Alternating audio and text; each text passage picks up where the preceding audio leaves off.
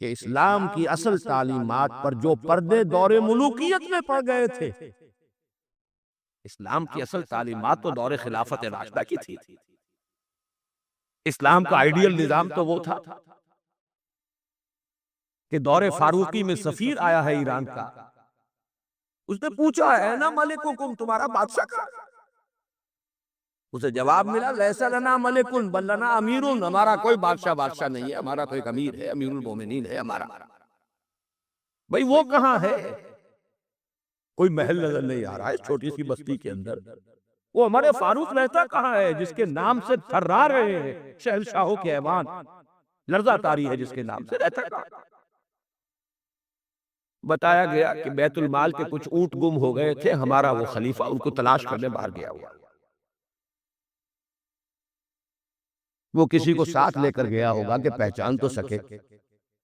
تو دیکھا کہ تھک گئے تھے حضرت عمر فاروق، صبح سے تلاش میں تھے، اونٹ نہیں ملے، تھک گئے، دھوپ تیز ہو گئی، تو ایک جھاڑی کے ذرا سائے میں استراحت فرما رہے ہیں، اپنا کوڑا اپنے سر کے نیچے رکھ کر۔ اس نے وہاں کھڑے ہو کر کہا اے عمر، تم انصاف کرتے ہو لہذا تمہیں کوئی خوف نہیں، ہمارے بادشاہ ظلم کرتے ہیں، ان کی جان کانپتی رہتی ہے، اونچی اونچی فصیلوں کے پیچھے بھی وہ لرزتے رہتے ہیں، انہیں باڈی گارڈز کی ضرورت ہے، ان کے لیے تو طرح طرح کی حفاظتوں کا ساتھ۔ یہ تھا نظام جو محمد عربی نے دیا صلی اللہ علیہ وسلم۔ دور ملوکیت میں تو پھر وہی ایوان سجے، وہی محل بنے، وہی چہیتی بیویوں کے لیے کروڑوں روپے کے مقبرے تعمیر ہوئے، محل بنے، جا کر دیکھ لیجئے الحمرا، دیکھ لیجئے جا کر محل۔ اب وہ محل ہے لا یرا الا مساکنہم، وہ مسکن اور محل نظر آ رہے ہیں، ان میں رہ بسنے والوں کا نام و نشان مٹ گئے۔ لیکن یہ کہ دور بنو امیہ میں تو پھر بھی ابھی اس طرح کے محل نہیں بنے تھے، دور بنو عباس میں آ کر تو ملوکیت جو ہے اپنی پوری شدت کے ساتھ اور پوری تمام شان و شوکت کے ساتھ دوبارہ جو ہے ظاہر ہوئی۔ تو یہ اسلام کی تعلیم پر جو پردے پڑے، جو سرمایہ داری پھر آ گئی، جاگیرداری پھر آ گئی، بہانوں سے سود کو جائز کیا گیا، بیع مؤجل کے حوالے سے ہی سود کے لیے راستے کھول دیے گئے، یہ سارے جاگیریں دی جا رہی، یہ سارا کا سارا نظام آ گیا۔ ظاہر بات ہے جسے سعودی ماڈل درکار نہیں، جسے ایرانین ماڈل منظور نہیں، وہ اس ماڈل کو کیسے پسند کرے؟ ماڈل تو اگر چاہیے تو وہ تو خلافت راشدہ کا، اس کا کوئی عملی نمونہ دنیا میں آتا نہیں۔ تو اقبال نے یہ کہا تھا کہ اگر ایسا ہو گیا، کاش کہ ایسا ہو جائے، تو ہمیں ایک موقع مل جائے گا کہ اسلام کی تعلیمات پر جو پردے دور ملوکیت میں پڑ گئے تھے انہیں ہٹا کر اسلام کے اصل رخ روشن دنیا کو دکھا۔ یہی بات قائد اعظم نے کہی تھی۔ ہمیں پاکستان اس لیے مطلوب ہے کہ عہد حاضر میں اسلام کے اصول حریت و اخوت و مساوات کا ایک نمونہ دنیا کے سامنے پیش کر سکے۔ یہ بات دوسری ہے، 45 برس بیت گئے شمسی حساب سے، اور 46.5 برس بیت چکے ہیں قمری حساب سے، ابھی تو کہیں وہ مساوات اور حریت اور اخوت کہیں نظر نہیں آ رہے۔ وہ تو ایک قوم بھی کئی قومیتوں میں بٹ گئی، لسانی اور علاقائی اور صوبائی عصبیتوں کا دور دورہ ہے۔ ڈھونڈ اب اس کو چراغ رخ زیبا لے کر، وہ ایک قوم جو ہندوؤں کے مقابلے میں ایک قوم بن گئی تھی، اب تو وہ تحلیل ہو چکی، اس کا کوئی وجود ہی نہیں۔ میں بہرحال اس مرثیے پر زیادہ وقت صرف نہیں کرنا چاہتا، اس وقت عرض یہ کرنا ہے آج کے انسان کی اصل ضرورت ایک ماڈل، زبانی کلامی بات کوئی قبول نہیں کرے گا۔ خلافت راشدہ کی مدح کریں گے، وہ کہیں گے پدرم سلطان بود، تو راچے تم کیا، اپنی شکل دیکھو، تم کیا، تم تو ہم سے بدتر ہو، تمہارے ہاں ڈسکریمنیشن، سید زیادہ تو سید زیادہ ہے ہی ہے، اونچائی ہے، اخلاق کا کتنا ہی پست ہو، اور یہ مسلی یہ تو ہے ہی نیچ، چاہے اخلاق اور کردار میں کتنا ہی اونچا ہو جائے۔ یوں تو سید بھی ہو، مرزا بھی ہو، افغان بھی ہو، تم سبھی کچھ ہو، بتاؤ تو مسلمان بھی ہو، تمہارا تمدن، تمہاری تہذیب، تمہارا نظام بدترین نظام، بڑے پیارے اشعار کہے علامہ اقبال نے، کہلوائے تو ہے ابلیس کی زبان سے، اصل میں اس کے پردے میں پیغام اپنا دیا ہے۔ اور ان کی یہ نظم جو ہے ابلیس کی مجلس سے شورا، ان کے انتقال کے بعد چھپی ہے، یہ آخری دور ہے ان کا۔ اس لیے میں کہا کرتا ہوں کہ اقبال کا پیغام اگر دیکھنا ہو امت مسلمہ کے نام، تو یہ نظم جو ہے ابلیس کی مجلس سے شورا، یہ ان کا آخری پیغام۔ یہ ظاہر بات ہے کہ وہ کہ نبی تو نہیں تھے معاذ اللہ، عام انسان تھے، ذہنی ارتقاء کے مختلف مراحل سے گزرے، تو ان کا ارتقاء جہاں تک ہوا ہے، اس کی آخری صورت جو ہے وہ نظم ہے کہ جو ارمغان حجاز میں شامل ہے۔ جانتا ہوں میں یہ امت حامل قرآن نہیں، ہے وہی سرمایہ داری بندہ مومن کا دین۔ جانتا ہوں میں کہ مشرق کی اندھیری رات میں بے ید بیضا ہے پیران حرم کی آستی۔ عصر حاضر کے تقاضاؤں سے ہے لیکن یہ خوف، یہ ابلیس کہہ رہا ہے، عصر حاضر کے تقاضاؤں سے ہے لیکن یہ خوف، ہو نہ جائے آشکارا شرع پیغمبر کہیں۔ الحذر، آئین پیغمبر سے 100 بار الحذر، حافظ ناموس زن، یہ ہے معاشرت، مرد آزما مرد آفرین۔ موت کا پیغام ہر نوع غلامی کے لیے، نہ کوئی فغفور و خاقہ نہ گدائے رہنشی۔ کرتا ہے دولت کو ہر آلودگی سے پاک و صاف، منعموں کو مال و دولت کا بناتا ہے امین۔ اس سے بڑھ کر اور کیا فکر و عمل کا انقلاب، بادشاہوں کی نہیں اللہ کی ہے یہ زمین، یہ ہے انقلاب۔ چشم عالم سے رہے پوشیدہ یہ آئیں تو خوب، ابلیس کہہ رہا ہے نا، چشم عالم سے رہے پوشیدہ یہ آئیں تو خوب، یہ غنیمت ہے کہ خود مومن ہے محروم یقین۔ یہ ماڈل آج کے انسان کی اصل ضرورت ہے۔ اب میں آپ کو بتاتا ہوں نبی اکرم صلی اللہ علیہ وسلم نے یہ ماڈل دیا کہ نہیں۔ حضور صلی اللہ علیہ وسلم کا یہ ماڈل آج دنیا کا ہر باشعور انسان یہ ماننے پر مجبور ہے کہ آئیڈیل ماڈل، بدترین دشمنوں نے اقرار کیا۔ ایم این رائے 1920 میں لیکچر دیا اس نے، ہسٹوریکل رول آف اسلام، لاہور میں دیا، وہ کتاب اب بھی بھارت میں چھپتی ہے۔ اس نے کہا کہ تاریخ انسانی کا عظیم ترین انقلاب وہ ہے جو محمد نے برپا کیا صلی اللہ علیہ وسلم۔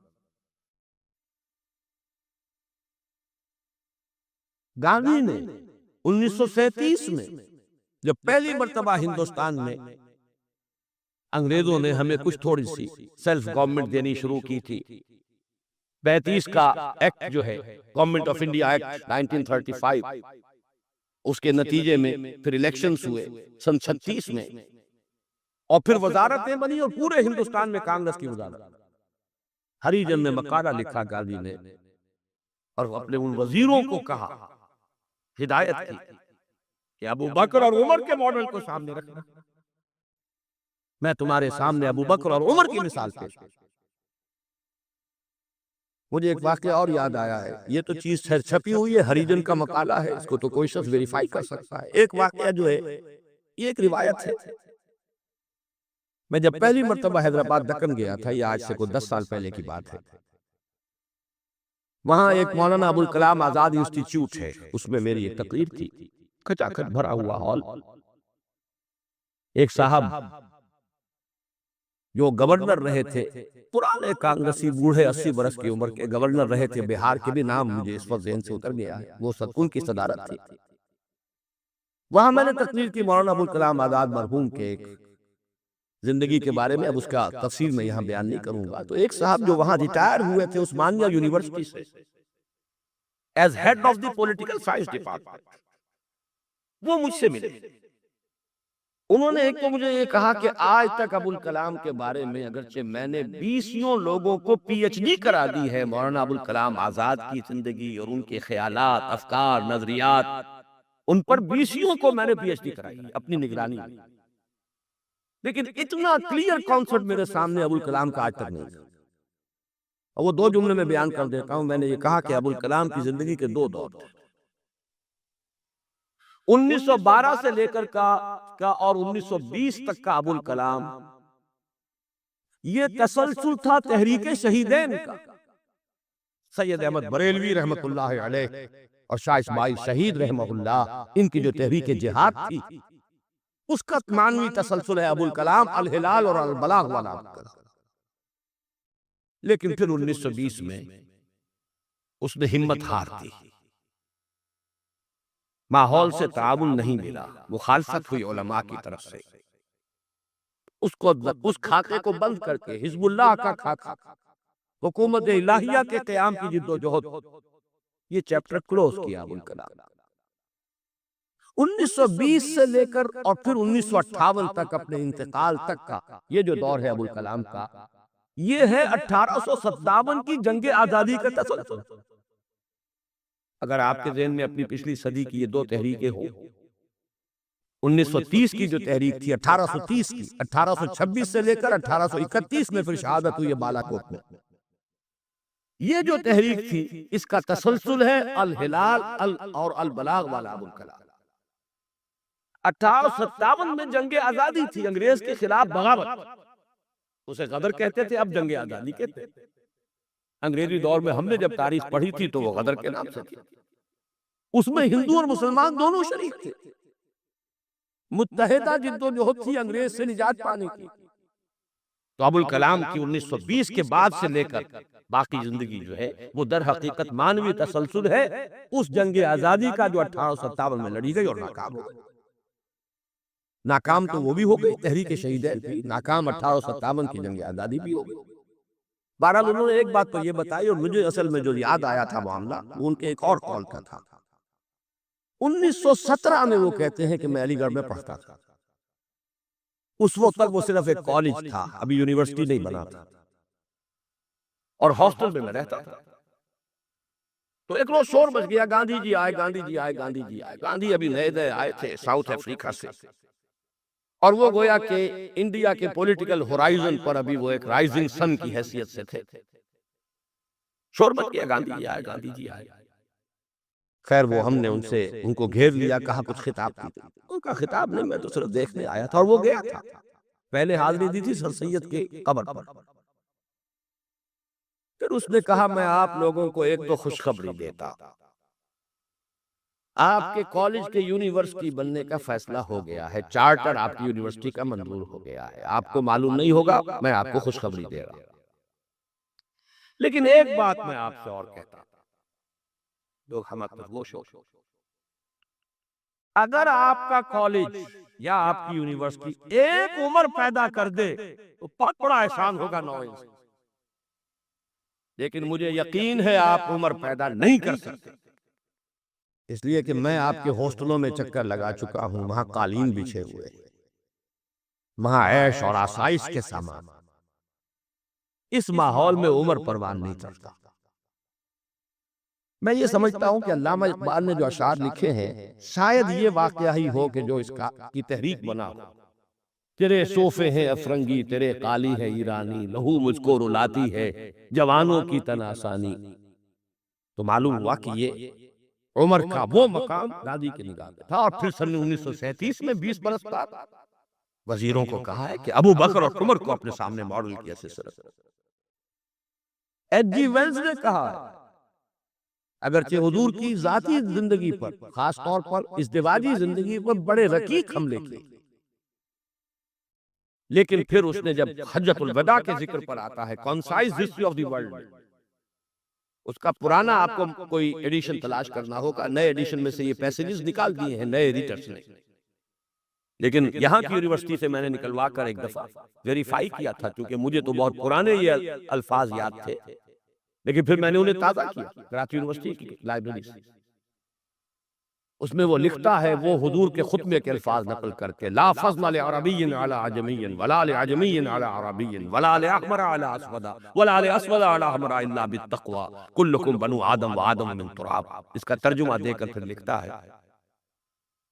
کہ اگرچہ ہیومن فریٹرنٹی، فریڈم اور ایکویلٹی کے سرمنز تو پہلے بھی بہت کہے گئے تھے، جیزس آف نزارت کے ہاں، حضرت مسیح کا تذکرہ کر رہا ہے، جیزس آف نزارت کے ہاں بھی سرمنز تو بہت ہیں، لیکن یہ ماننا پڑتا ہے کہ تاریخ انسانی میں پہلی مرتبہ محمد نے ان اصولوں پر ایک معاشرہ قائم کر کے دکھایا۔ اس سے بڑا ٹریبیوٹ کیا ہوگا؟ اور دشمن ہے، ذاتی اعتبار سے حملے کر رہا ہے، رچیت حملے کر رہا ہے، استہزاء کر رہا ہے یہ تعدد ازدواج، لیکن یہ بات ماننے پر مجبور ہے کہ انسانی تاریخ میں پہلی مرتبہ انسان کی حریت، اخوت اور مساوات کے اصولوں پر مبنی ایک نظام قائم کیا محمد صلی اللہ علیہ وسلم۔ اور نوٹ کیجئے یہی تین الفاظ قائد اعظم نے استعمال کیے تھے۔ ہم پاکستان اس لیے چاہتے ہیں کہ عہد حاضر میں اسلام کے اصول حریت و اخوت و مساوات کا ایک نمونہ دنیا کو دکھائے۔ اسی طرح پھر ڈاکٹر مائیکل ہارٹ کی دی ہنٹ مشہور کتاب ہے۔ بہرحال یہ ماڈل، یہ رحمت محمد الرسول اللہ صلی اللہ علیہ وسلم انسان کو عطا کر چکے ہیں، اور اپنے تو بہرحال مدح کریں گے ہی، اپنوں کی تو آنکھ محبت اور عقیدت کی آنکھ ہے، لیکن میں نے یہ گواہیاں دی ہیں اغیار کی، دشمنوں۔ اب آئیے دوسری آیت کی طرف۔ لَقَدْ كَانَ لَكُمْ فِي رَسُولِ اللَّهِ أُسْوَةٌ حَسَنَةٌ، یہاں خطاب ہو رہا ہے تمہارے لیے اللہ کے رسول کی زندگی میں، اللہ کے رسول کی شخصیت میں ایک عمدہ نمونہ ہے۔ پہلے تو غور کیجئے لکم سے مراد کیا ہے؟ یہاں خطاب مسلمانوں سے ہے، یہاں پوری نوع انسانی سے نہیں ہے، یہ فرق ہے، نوٹ کر لیجئے۔ پہلی آیت کے مقابلے میں خطاب کا رخ اس آیت میں یہ محدود ہے، مسلمانوں کی طرف خطاب۔ اے مسلمانوں، تمہارے لیے رسول کی شخصیت میں ایک عمدہ نمونہ ہے۔ آپ کہیں گے کس دلیل سے یہ کہہ رہے ہیں؟ اسی آیت کا جو دوسرا ٹکڑا ہے وہ عام طور پر پڑھا نہیں جاتا۔ لَقَدْ كَانَ لَكُمْ فِي رَسُولِ اللَّهِ أُسْوَةٌ حَسَنَةٌ لِمَنْ كَانَ يَرْجُو اللَّهَ وَالْيَوْمَ الْآخِرَ وَذَكَرَ اللَّهَ كَثِيرًا، اس شخص کے لیے اسوہ ہے حضور کی زندگی اور شخصیت جو تین شرطیں پوری کرے، جیسے کہ قرآن مجید خود اپنے بارے میں کہتا ہے ہدی للناس شہر رمضان الذی انزل فیہ القرآن ہدی للناس وبینات من الہدی والفرقان، لیکن سورہ بقرہ ہی کے شروع میں کہتا ہے ہدی للمتقین۔ ستیارتھ پرکاش کے مصنف نے سوامی دیانند سرسوتی نے تو اعتراض کیا تھا اس پر۔ 14واں باب، بدنام زمانہ 14واں باب یاد ہوگا۔ اس کا حل کیا ہے اس اشکال کا؟ قرآن اپنی جگہ ہدایت ہے پوری نوع انسانی کے لیے تا قیام قیامت، لیکن اس سے استفادہ وہی کرے گا جس میں استفادے کی پیاس اور طلب۔ پیاس ہی نہیں، بہترین مشروب رکھ دیجئے، پیے گا نہیں انسان۔ بھوک نہیں، بیماری کی وجہ سے ذائقہ منہ کا خراب ہے۔ آپ نے دیکھا ہوگا ماؤں کو بیچاریاں بچوں کی کیسی کیسی خوش آمدیں کرتی ہیں، بیٹے کچھ کھا لو، یہ کھا لو، وہ کھا لو، یہ، لیکن اس کا منہ کا ذائقہ بگڑا ہوا، کچھ نہیں کھاتا، بھوک مری ہوئی ہے، کچھ نہیں کھاتا۔ تو جس میں ہدایت کی طلب نہیں ہوگی قرآن اس کو ہدایت نہیں دے گا۔ اپنی جگہ ہدی للناس، استفادے کے لیے شرط ہے، پیاس ہو، طلب ہو تب۔ اسی طرح حضور کی زندگی اسوہ کاملہ، اپنی جگہ مکمل ہر اعتبار سے، لیکن اس سے استفادہ کرنے کے لیے تین شرطیں ہیں۔ لَقَدْ كَانَ لَكُمْ فِي رَسُولِ اللَّهِ أُسْوَةٌ حَسَنَةٌ لِمَنْ كَانَ يَرْجُو اللَّهَ وَالْيَوْمَ الْآخِرَ وَذَكَرَ اللَّهَ كَثِيرًا، اس کے لیے اسوہ ہے کہ جو اللہ سے ملاقات کا امیدوار ہے، یوم آخرت پر یقین رکھتا ہے، حساب کتاب کا یقین ہے، اور اللہ کا ذکر کرتا ہو کثرت کے ساتھ، اس کے لیے بہت اہم ہے یہ نکتہ جو عام طور پر اس آیت کا دوسرا ٹکڑا جو ہے وہ سنایا ہی نہیں جاتا۔ لَقَدْ كَانَ لَكُمْ فِي رَسُولِ اللَّهِ أُسْوَةٌ حَسَنَةٌ لِمَنْ كَانَ يَرْجُو اللَّهَ وَالْيَوْمَ الْآخِرَ وَذَكَرَ اللَّهَ كَثِيرًا اللَّهُمَّ رَبَّنَا اجْعَلْنَا مِنْهُمْ، اے اللہ ہمیں ان لوگوں میں شامل فرما۔ جو ان 3 شرطوں کو پورا کر کے اور محمد الرسول اللہ صلی اللہ علیہ وسلم کی اسوہ حسنہ سے استفادہ کر سکے۔ اب نوٹ کیجئے حضور کا یہ اسوہ نمونہ کس کس پہلو سے ہے؟ اس میں بھی ذرا 3 مراحل آئیں گے۔ سب سے پہلے یہ کہ ایک فرد کی حیثیت سے اسوہ کامل، خاص طور پر میرے نزدیک تو یہ سیرت النبی کا اعجاز ہے، معجزہ ہے۔ اگرچہ حضور کا سب سے بڑا معجزہ قرآن ہے، لیکن خود اپنی جگہ پر سیرت النبی معجزہ۔ کس معنی میں؟ انسان کی جتنی حیثیتوں کا آپ تصور کر سکتے ہیں، ان تمام حیثیتوں میں اسوہ موجود ہے محمد الرسول اللہ صلی اللہ علیہ وسلم۔ باپ کی حیثیت سے اسوہ موجود، حضرت مسیح کی زندگی میں تو نہیں، انہوں نے شادی نہیں کی۔ شوہر کی حیثیت سے اسوہ موجود، خسر کی حیثیت سے اسوہ موجود، حضرت علی کے خسر ہے کہ نہیں، حضرت عثمان کے خسر ہے یا نہیں۔ داماد کی حیثیت سے اسوہ موجود، حضرت ابوبکر حضرت عمر کے داماد ہے کہ نہیں۔ پھر ذرا غور کیجئے، داعی کی حیثیت سے اسوہ، مبلغ کی حیثیت سے اسوہ، معلم کی حیثیت سے اسوہ، مربی اور مزکی کی حیثیت سے اسوہ، امام مسجد کے اعتبار سے اسوہ، خطیب مسجد کے اعتبار سے اسوہ، پھر میدان جنگ میں سپہ سالار کی حیثیت سے اسوہ، قاضی القضات کی حیثیت سے اسوہ، اور صدر مملکت کی حیثیت سے اسوہ۔ کون سی زندگی کا گوشہ ہے؟ اتنی گمبھیر زندگی کا واقعہ یہ ہے کہ کوئی اور دنیا میں مثال آپ نہیں، اتنی جامع۔ یہی بات ہے جو ڈاکٹر مائیکل ہارٹ نے تو یہی بات تو کہی ہے۔ He is the only person supremely successful in both the religious and secular fields۔ باقی عظیم شخصیتیں ایسی ہیں یا مذہب و اخلاق اور روحانیت کے میدان میں بلند نظر آئیں گی تو دنیا اور سیاست اور مملکت اور ریاست اور سپہ سالاری میں زیرو۔ گوتم بدھ کا ادھر اونچا مقام ہے، ادھر زیرو۔ حضرت مسیح کا ادھر اونچا مقام، ادھر زیرو۔ حضرت مسیح ابھی آئیں گے، دوسرا میدان بھی، اس میں بھی ان کی جولانیاں ہوں گی، لیکن اس وقت تک دنیا جس مسیح سے واقف ہے، ان کی زندگی میں تو دوسرا کھاتا ہی نہیں، کھانا کھلا ہی نہیں۔ اور ادھر آئیے سکندر اعظم کہاں میکڈونیا سے چلا ہے اور بیاس تک پہنچ گیا ہے 3 سال کے اندر، لیکن روحانیت اور مذہب اور اخلاق کے معاملے میں زیرو سے کام نہیں چلتا، کوئی مائنس ویلیو لانی پڑے۔ اسی طرح اٹیلا، اسی طرح چنگیز خان،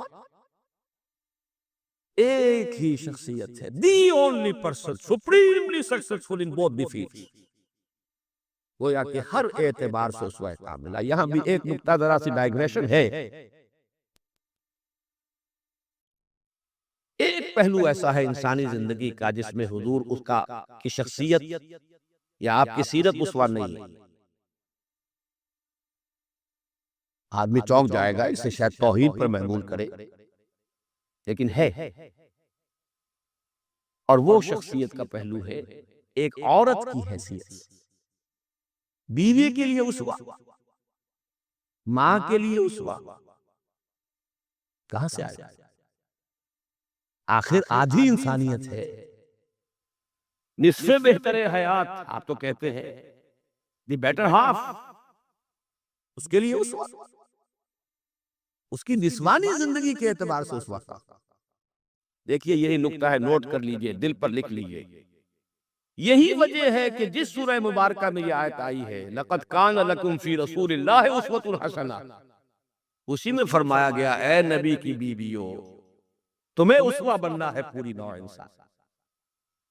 یا نساء النبی لستن کاحد من النساء، اے نبی کی بیویوں تم عام عورتوں کے مانند نہیں۔ نبی کی زندگی میں جو خلا ہے اس لیے کہ وہ مرد ہے، اسوہ کے اعتبار سے جو خلا رہ گیا ہے اسے تمہیں پر کرنا ہے۔ انما یرید اللہ لیذھب عنکم الرجس اہل البیت ویطہرکم تطہیرا۔ اللہ چاہتا ہے کہ تم سے ہر طرح کی گندگی علائش کو خوب دھو کر پاک کر دے. تطہیر جتنا کہ تطہیر کا حق ہے بتمام و کمال تمہاری شخصیتوں میں پورا ہو جائے، اس لیے کہ تم پوری امت کے لیے، نوع انسانی کے لیے اسوہ کی وہ کمی کہ جو سیرت محمدی میں ہے صلی اللہ علیہ وسلم، اس خلا کو پر کرنے والی بنو. بہرحال انفرادی حیثیت میں گمبھیر ترین اسوہ حضور کی زندگی میں موجود. اسی کا ایک رخ اور بھی ہے انفرادی زندگی کا، اور وہ ہے اخلاقیات.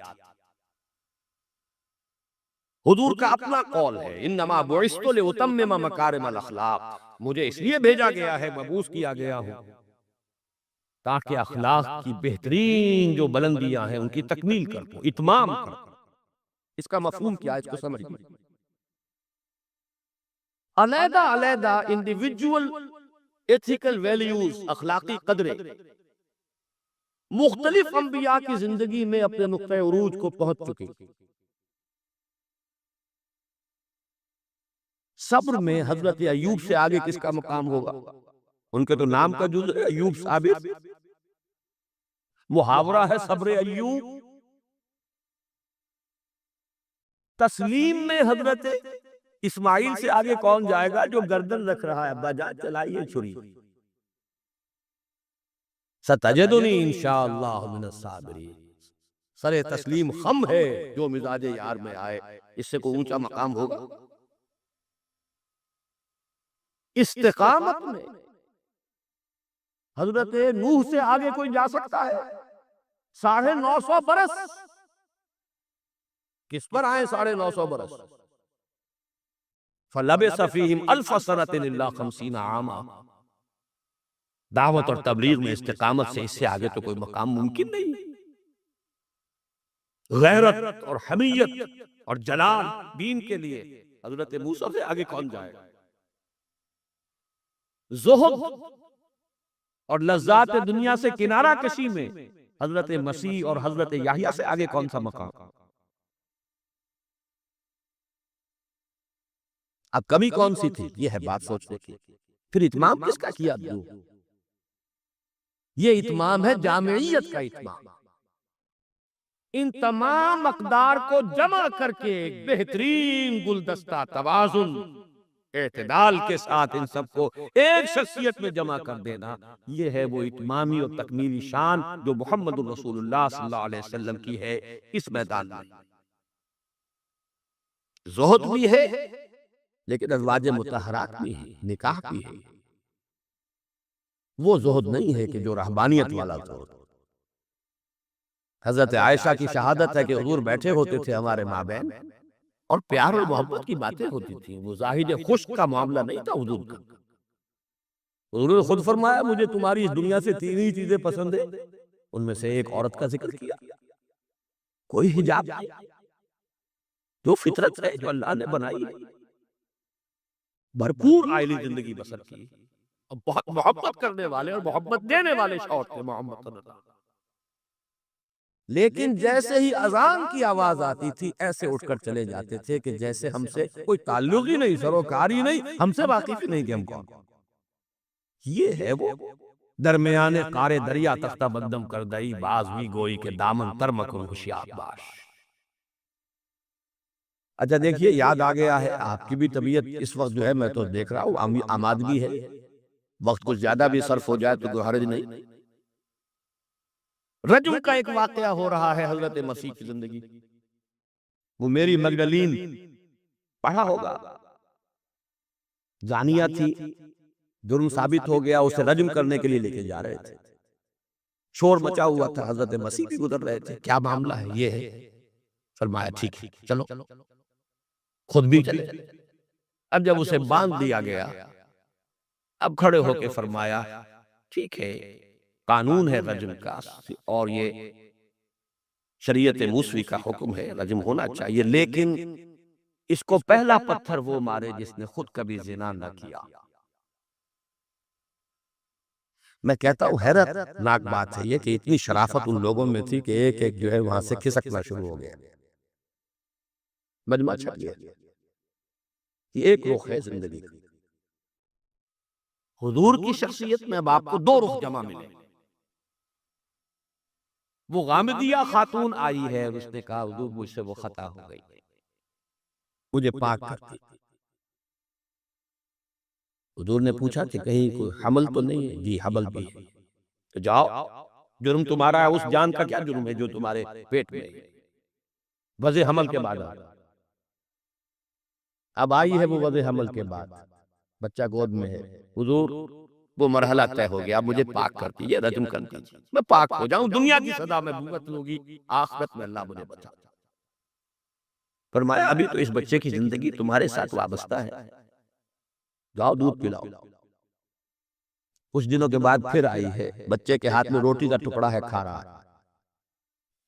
فرمایا ہاں ٹھیک ہے، لے جاؤ اس کو رجم کر دو.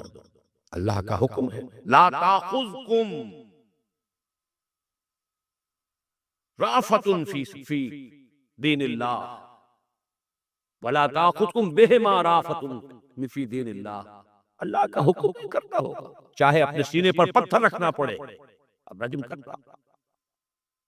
لیکن جب رجم ہو گیا ہے، وہ خاتون جو ہے ان کا انتقال ہو گیا، کسی کی زبان سے نکل گیا کتنی بے حیا عورت تھی. حضور نے ڈانٹ دیا، نہیں، اس عورت نے وہ توبہ کی ہے کہ اگر تمام مدینے والوں پر تقسیم کر دی جائے تو سب کی نجات کا ذریعہ بن جائے گا. یہ توازن ہے. حکم رب کا نفاذ بھی ہے، اس میں اپنی ذاتی شفقت کو آڑے نہیں آنے دینا. لیکن یہ نہیں ہے کہ اس سے کوئی سوء ظن ہو. مریض سے دشمنی نہیں ہوتی، مرض سے دشمنی. مریض سے تو ہمدردی ہوتی، اور اس نے تو وہ توبہ کی ہے. بہرحال انفرادی سطح پر میں نے ایک عرض کیا کہ اسوہ محمدی کی جامعیت کبریٰ. نمبر 2، اخلاقی میدان میں تکمیل، یعنی تمام جتنی اخلاقی اقدار ہیں بلند اور اعلیٰ، ان کا مجموعہ حسین گلدستہ، جس میں ہر شے اپنے اپنے مقام پر صحیح توازن اور اعتدال کے ساتھ ہے. یہ ہے خاص معاملہ محمد الرسول اللہ صلی اللہ علیہ وسلم. دوسرا اسوہ حضور کا وہ میں بیان کر چکا، ایک ماڈل پیش کر دیا، نوع انسانی کے لیے ایک ماڈل. وہ نظام قائم کیا، کس نے کیا؟ محمد الرسول اللہ نے کیا صلی اللہ علیہ وسلم. اگرچہ یہ نوٹ کر لیجئے کہ اس ماڈل کا جو اصل ہے دور، وہ ہے دور فاروقی. یہاں بھی کہیں آپ یہ نہ کہیں توہین کر رہا، دور نبوی نہیں ہے اس کا ماڈل. کیوں؟ حضور کی حیات طیبہ میں تو ابھی انقلابی عمل جاری تھا، ریولوشنری پروسیس تھا اپنے پورے چوبن کے اوپر. نظام قائم ہوا اور آپ کا انتقال ہو گیا، بلکہ آپ نے خود چوز کیا. اللہم فی الرفیق الاعلی، اے اللہ بس میرا کام پورا ہو گیا، اب میں مزید یہاں رہنے کو تیار نہیں. خود خطبہ دیا آپ نے. بلکہ اسے اگر سوء ادب نہ سمجھا جائے تو میرے دل میں تو ایک بات ہے کہ اگر حضور کے قدموں میں اللہ نے پہنچا دیا، میدان قیامت میں یا عالم آخرت میں، تو شکوہ کروں گا کہ حضور آپ نے جلدی کی. ابھی جو عرب ایمان لائے تھے یدخلون فی دین اللہ افواجا، ابھی ان کی کچھ اور تربیت آپ فرماتے، کچھ اور دن آپ دنیا میں قیام فرماتے. چوائس ہوتا ہے نبی کا، یہ تو حضور کی حدیث ہے. انبیاء کا معاملہ خاص ہے کہ جب وقت آ جاتا ہے اس وقت انہیں چوائس دے دیا جائے. ابھی مزید رہنا چاہتے ہیں تو رہیے، اور اگر واپس آنا چاہتے ہیں تو ٹھیک ہے، آپ کا وہ وقت جو ہے ہو چکا.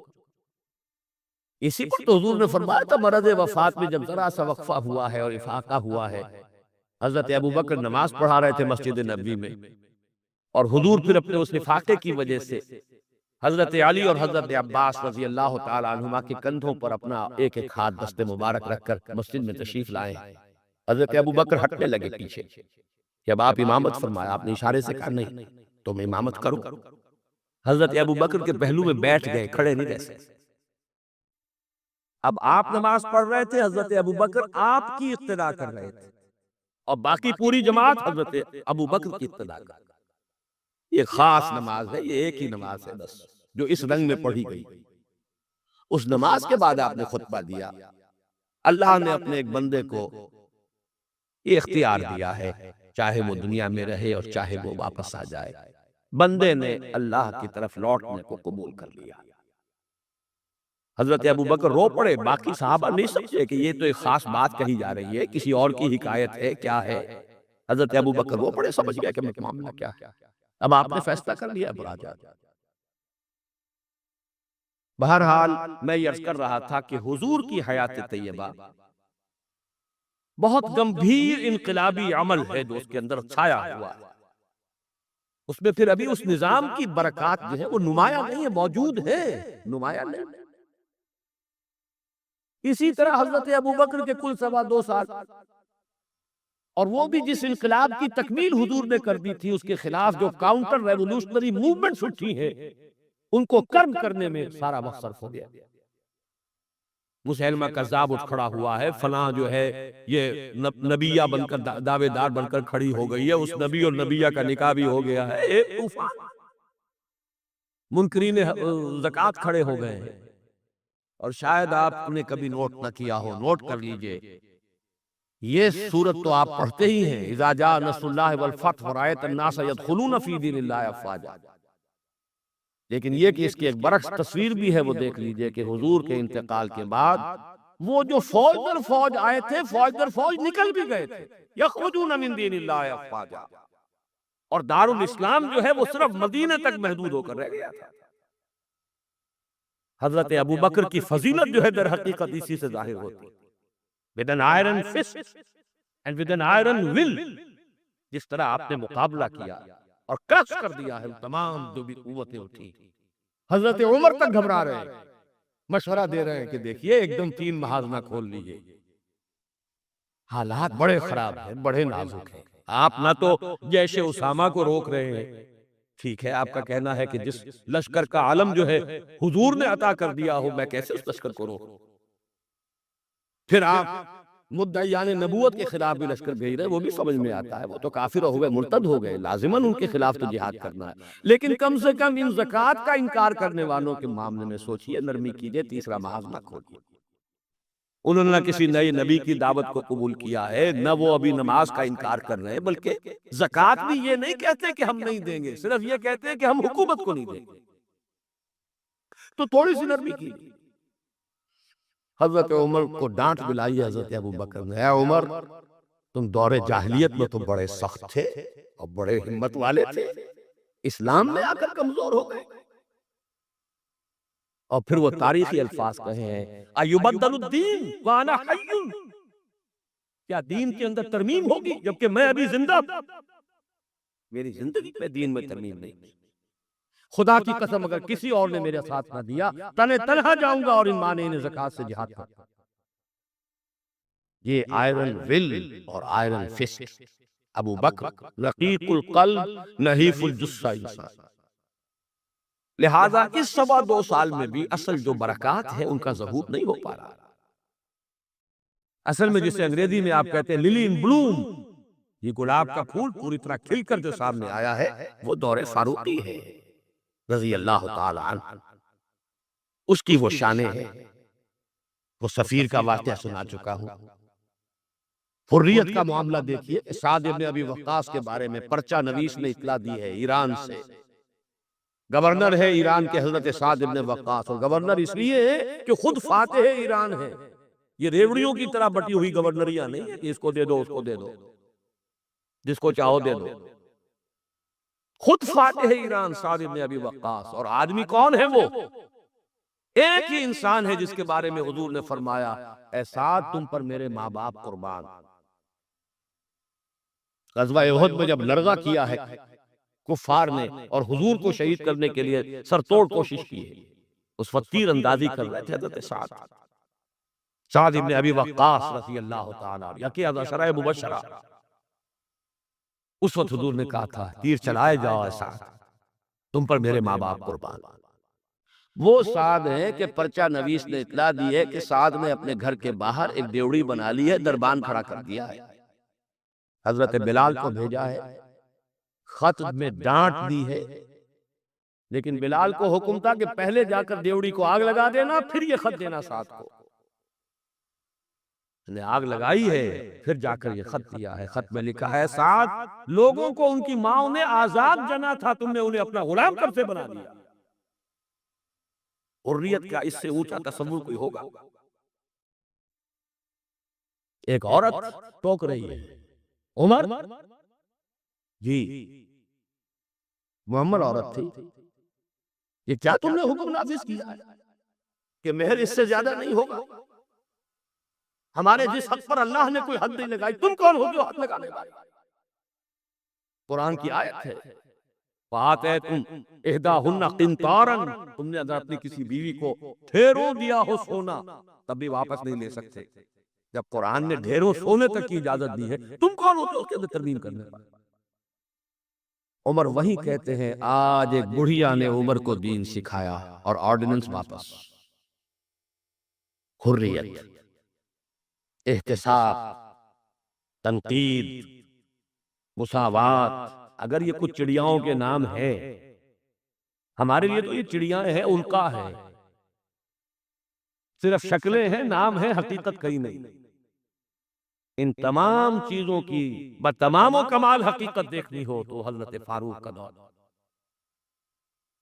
بیت المقدس کا سفر کر رہے ہیں، اور ایک اونٹ تقریباً 700 میل کا سفر ہے، کوئی نجی سفر نہیں ہے، کوئی انٹوریج نہیں ہے، کوئی 250 300 400 آدمی ساتھ نہیں ہے، کوئی پورا بوئنگ 747 نہیں لے جایا گیا عمرے کے لیے، ایک اونٹ ایک خادم، اسی اونٹ پر راشن بھی ہے، لہذا بیک وقت 2 آدمی نہیں بیٹھ سکتے، ایک ہی آدمی سواری کر سکتا۔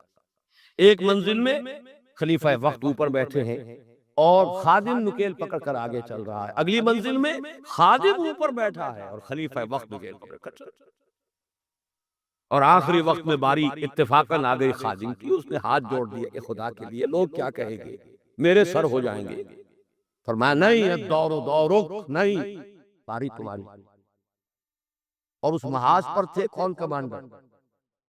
ابو عبیدہ بن الجراح رضی اللہ تعالی عنہ، امین هذه الامہ۔ جب غلغلہ ہوا، آ گئے عمر، آ گئے عمر، آ گئے، تشریف لے آئے۔ اب وہ آئے ہیں استقبال کے لیے، دیکھا کپڑے سخت میلے، دنگے پاؤں، درمیان میں کہیں کیچڑ آیا تھا، پیدل چل کے آ رہے تھے تو جوتے بھی ہاتھ میں لے لیے تھے۔ کہا یہ آپ کیا کر رہے ہیں؟ اپنا حلیہ کوئی درست کیجئے، یہ بڑا متمدن ملک ہے، بڑے مہذب لوگ ہیں یہ شام کے لوگ، کیا کہیں گے؟ ڈانٹ پلائی ہے حضرت ابو عبیدہ کو بھی۔ نحن قوم اعزنا اللہ بالاسلام، اے ابو عبیدہ کیا ہو گیا تمہیں؟ ہم وہ لوگ ہیں کہ ہمیں جو عزت اللہ نے دی ہے وہ اسلام سے دی ہے، کپڑوں سے نہیں۔ واقعہ یہ ہے کہ یہ ہے وہ highest by great man reached and kept, یہ مثالیں، یہ آئیڈیل، یہ اسوہ ہے، اور اس میں کمال عمر کا نہیں ہے، کمال محمد رسول اللہ کا ہے صلی اللہ علیہ وسلم۔ درخت اپنے پھل سے پہچانا جاتا ہے، عمر تو درخت کا پھل ہے، ابو بکر اس درخت کے پھل ہیں، صحابہ کرام اس شجرہ طیبہ کے برگو بھار ہیں، اس وقت محبت کا ہے صلی اللہ علیہ وسلم۔ لیکن اب آگے آئیے، اسوے کی تیسرا حصہ ہے اسوہ کا، اور یہ نوٹ کر لیجئے، جس مقام پر یہ آیت وارد ہوئی ہے سورہ احزاب میں، پہلے تو میں نے آپ کو بتایا سورہ احزاب ہی میں وہ آیت کی ہے جس میں اسوہ خواتین کے لیے، حضور کے ازواج مطہرات، لیکن یہ آیت کہاں آئی ہے پرٹیکولر؟ وہ ہے غزوہ احزاب، جنگ کا مرحلہ۔ یہ جنگ کس لیے لڑی جا رہی تھی؟ غلبہ دین کے لیے، لِیُظْہِرَهُ عَلَى الدِّینِ کُلِّهِ۔ چھاپڑا صاحب سے آپ نے وہ سورہ صف کی آیات سن لی ہے، کاش کہ وہ ایک آیت اور شامل کر دیتے اس سے پہلے، اس لیے کہ اس وقت کا جو دنیا کا نقشہ ہے وہ اس آیت ہے۔ یریدون لیطفئوا نور اللہ بافواہہم، یہ چاہتے ہیں کہ اللہ کے نور کو، اللہ کے اس نور کو اپنے منہ کی پھونکوں سے بجھا دیں، واللہ متم نورہ ولو کرہ الکافرون، اور اللہ تو اپنے نور کا اتمام فرما کر رہے گا چاہے کافروں کو کتنا ہی ناگوار ہو۔ هو الذی ارسل رسولہ بالہدی ودین الحق لیظہرہ علی الدین کلہ ولو کرہ المشرکون۔ اس کا ترجمہ آپ سن چکے ہیں، وہ یہ اللہ جس نے بھیجا اپنے رسول کو الہدا اور دین حق دے کر تاکہ غالب کریں اس کے کل دین پر، پورے کے پورے نظام زندگی پر، تمام کے تمام نظاموں پر، دینوں پر، چاہے مشرکوں کو کتنا ہی ناگوار ہو۔ اسی کے لیے جہاد کی پکار ہے. هل ادلکم علی تجارۃ تنجیکم من عذاب الیم تؤمنون باللہ ورسولہ وتجاہدون فی سبیل اللہ باموالکم وانفسکم. اسی کے لیے قتال کی ترغیب ہے. یہ اس پہلے حصے میں ہے. ان اللہ یحب الذین یقاتلون فی سبیلہ صفا کانہم بنیان مرصوص. تو حضور کا ایک اسوہ تو پوری نوع انسانی کے لیے ہے، وہ ماڈل جو آپ نے دکھا دیا، قائم کر کے نظام کی ایک مثال دنیا کے سامنے پیش کر دے. یہ ممکن ہے، قائم ہو سکتا ہے، یہ کہانی نہیں ہے. یہ تو تاریخ کا نصف النہار ہے. 5000 برس قدیم بات ہوتی تو کہتے پتہ نہیں ڈکوسلا ہے، ہوا بھی ہے کہ نہیں ہوا. یہ تو عین ہسٹوریکل ایرا ہے، تاریخی حقائق ہیں، پوری دنیا مان رہی ہے. روز روشن نصف النہار پر سورج تاریخ کا ہے، جبکہ محمد رسول اللہ صلی اللہ علیہ وسلم نے یہ ماڈل پیش کیا جس کا کہ اقرار اور اعتراف کشمیر کر رہے ہیں. تو وہ اسوہ تو ہے پوری نوع انسانی کے لیے. میں نے آپ کو نوٹ کرایا تھا لقد کان لکم. وہ اسوہ جو اس امت کے لیے ہے وہ کون سا اسوہ ہے؟ وہ اسوہ ہے وہ طریقہ کار جس سے کہ آپ نے وہ انقلاب برپا کیا. کیسے قائم کیا؟ منہج کیا تھا؟ منہاج کیا تھا؟ طریقہ کار کیا تھا؟ پہلے کیا کیا تھا؟ پھر کیا کیا تھا؟ اگلا قدم اٹھایا تو کیوں اٹھایا؟ پہلے نہیں اٹھایا تو کیوں نہیں اٹھایا تھا؟ کیا سبب ہے کہ مکے میں حکم دیا جا رہا ہے چاہے تمہارے ٹکڑے اڑا دیے جائیں، تمہیں زندہ آگ کے اندر جلا دیا جائے، تب بھی تم ہاتھ نہیں اٹھاؤ گے. کفو ایدیکم، اپنے ہاتھ بنے رکھو. نو ریٹیلیشن، نو ریونج، کوئی انتقام نہیں، کوئی قصاص نہیں. آئے گا وہ وقت جب تمہارے ہاتھ کھول دیے جائیں گے. نغمہ ہے بلبل شوریدہ تیرا خام ابھی، اپنے سینے میں اسے اور ذرا تھام ابھی اپنے ہاتھ روکے رکھو، چاہے تمہارے جسم کے ٹکڑے. کیا وجہ؟ پھر کیا وجہ ہے؟ ہاتھ کھل گئے، کیوں کھل گئے؟ فیصلہ کن چیز کون سی تھی؟ ہاتھ بندھے ہوئے تھے تو کیوں بندھے ہوئے تھے؟ کھلے تو کیوں کھلے؟ کب کھلے؟ کس تبدیلی کی وجہ سے کھلے؟ کیا وجہ ہے کہ سن 6 میں صلح حدیبیہ کر رہے ہیں اور بظاہر گر کر اور دب کر رہے ہیں؟ ہر مسلمان کا خون کھول رہا ہے. حضرت عمر سے تو ضبط نہیں ہو سکا. ساری عمر پچھتاتے رہے کہ میں نے گستاخی کا معاملہ کیا تھا. جو جا کر حضور سے کہا تھا کیا ہم حق پر نہیں؟ فرمایا ہاں ہم حق پر ہیں. تو پھر ہم دب کر صلح کیوں کر رہے ہیں؟ فرمایا میں اللہ کا رسول ہوں، وہی کر رہا ہوں جس کا مجھے حکم ہے. یہی بات حضرت علی نے کی جب سہیل ابن عمر نے کہا ہے کہ یہ معاہدہ جو لکھا جا رہا ہے صلح کی دستاویز، اس میں آپ کے نام کے ساتھ رسول اللہ کا لفظ نہیں ہوگا، اس لیے کہ دستاویز پر تو دونوں پارٹیز کے دستخط ہونے. اگر ہم آپ کو اللہ کا رسول مان لیں تو جھگڑا کائے گا؟ پھر ہم تو نہیں مانتے کہ آپ اللہ کے رسول ہیں. یہ معاہدہ ہوگا محمد ابن عبداللہ اور قریش کے مابین.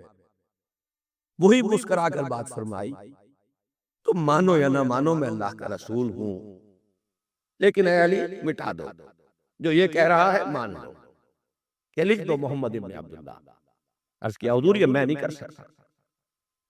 غیرت و حمیت حضرت عمر میں ہے، حضرت علی میں ہے، کوئی فرق نہیں. کچھ فرق نہیں ان چاروں میں. معلوم ہوا ہے کرنے ایک ہی سورج کی. اس اعتبار سے نوٹ کیجئے کہ خون کھول رہا ہے، اور خون کھولنے کی مثال میں آپ کو اب دیتا ہوں. ایک ایک شخص کا خون کھول رہا ہے، یہاں تک کہ ابو بکر کا خون کھول. یہ دوسری بات ہے، ضبط اتنا ہے کہ بولے نہیں. کیسے معلوم ہوا کہ خون کھول رہا تھا ابو بکر کا بھی؟ جب صلح ہو گئی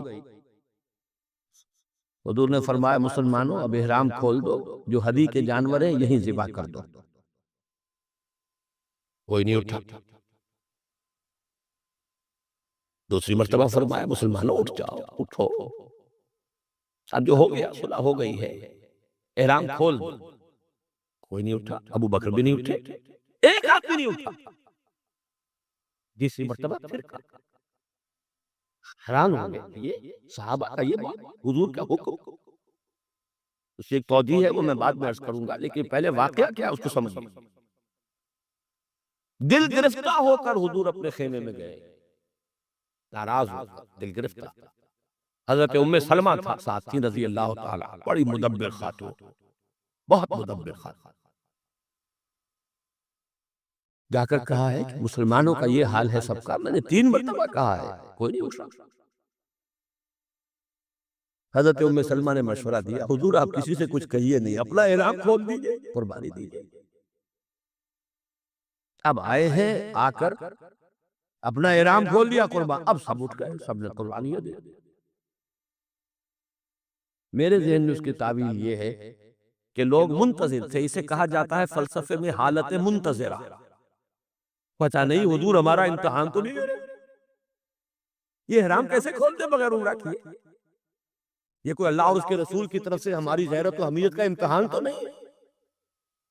اس سسپینس میں تھے، جب دیکھا کہ حضور نے تو کھول دیا احرام، قربانی دے دی، اب گویا کہ کوئی شک اور شبہ کی بات نہیں رہی کہ یہی منشاء نبوت ہے، یہی حکم ہے، لہذا کوئی ایک بھی نہیں تھا کہ جو پیچھے رہ گیا۔ لیکن میری گفتگو اس وقت اس مرحلے پر تھی کہ قابل توجہ ہے یہ بات۔ 2 سال قبل سن 6 میں حضور صلی اللہ علیہ وسلم بظاہر گر کر دب کر صلح کر رہے، اور 2 سال کے بعد قریش کا سردار آ کر ابو سفیان خوش آمدیں کر رہے ہیں۔ اس لیے میں ادب کا سے نام لوں گا کہ ایمان لے آئے بات صحابی، خدا کے لیے ہماری طرف سے خطا ہوئی ہے، ہمارے ایک قبیلے نے، ہمارے حلیف قبیلے نے صلح کو توڑا ہے، رینیو کر دیجئے، دوبارہ وہ ٹریٹی ہو جائے، دوبارہ معاہدہ۔ حضور نہیں سن رہے، سفارشیں کرا رہے، حضرت علی سے کرا رہے ہیں، فلاں سے کرا رہے ہیں، خدا کے لیے سفارش کرو، بنواؤ۔ ابو سفیان بڑے مدبر انسان، انہیں پتا تھا اب ہمارے اندر طاقت نہیں ہے، اب ہم مقابلہ نہیں کر سکتے محمد کا۔ 2 برس جو حضور کو مل گئے، اس میں جو آپ نے پھر اپنی دعوت اور جو تنظیم اور تربیت کے مراحل جس تیزی کے ساتھ آگے بڑھائے، خیبر فتح کر لیا، اتنی بڑی فتح، صلح حدیبیہ کے فوراً بعد، جب اندرون ملک عرب کوئی اندیشہ نہیں رہا، سیدھے آپ نے تیر کی طرح رخ کیا خیبر کا، اور وہ گڑھ اور قلعہ جو ہے یہود کا، اس کو پاش پاش کر لیا۔ اب طاقت اتنی ہو چکی تھی کہ ابو سفیان کو معلوم تھا we are no match to Muhammad now صلی اللہ علیہ وسلم۔ اس لیے بلکہ اس میں بھی واقعہ سن لیجئے، حضرت ام حبیبہ ابو سفیان کی بیٹی ہے، حضور کے نکاح میں ہے، معلوم ہوا کہ this is the nearest approach، اس سے زیادہ سفارش اور کون سی ہوگی؟ اپنی بیٹی جو ہے خود نبی کے گھر میں، بڑی امیدیں لے کر گئے ہوں گے ابو سفیان۔